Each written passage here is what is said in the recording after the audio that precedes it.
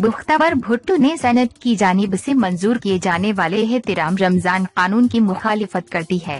तफसीलात के मुताबिक रमजानुल मुबारक की आमद के पेश नज़र सेनेट में एहतराम रमजान कानून मंजूर कर लिया गया है।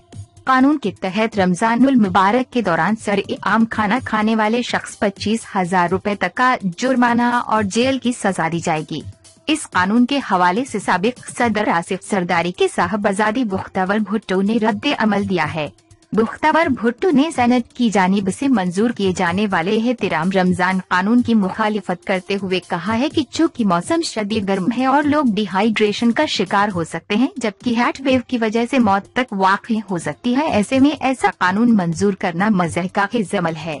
मुख्तार कहती हैं कि जबरदस्ती मज़हब पर अमल करवाना इस्लाम नहीं है। अपनी राय जरूर दें, वीडियो को लाइक शेयर भी करें। News channel